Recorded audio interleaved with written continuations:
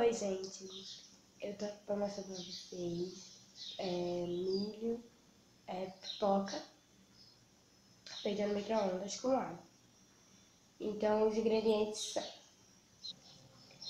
Os ingredientes, você precisa de uma colher, um garfo, esse papel aqui plástico,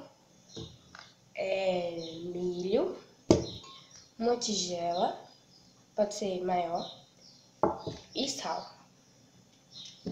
Bem prático.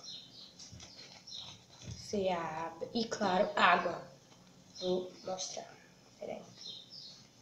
Você abre, bota uma colher de milho. Se você quiser, você pode botar mais.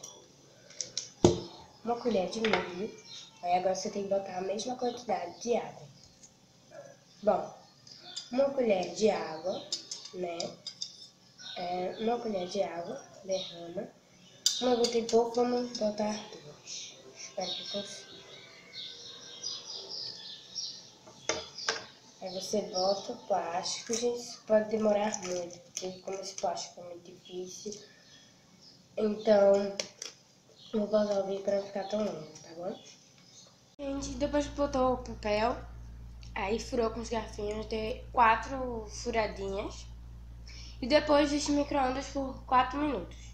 Você pode achar que ele não vai estourar, mas quando ele chega em 2 minutos, ele já vai pipocando. Cuidado para quando você não abrir o micro-ondas, não estourar na sua cara, no seu rosto. E, gente, bom, minha pipoca ficou assim. Aí você tira do plástico, que ele vai estar todo melado e o plástico de cima vai ficar todo rasgado. E é muito bom. Aí você bota sal novamente, porque... Eita, gente, desculpa.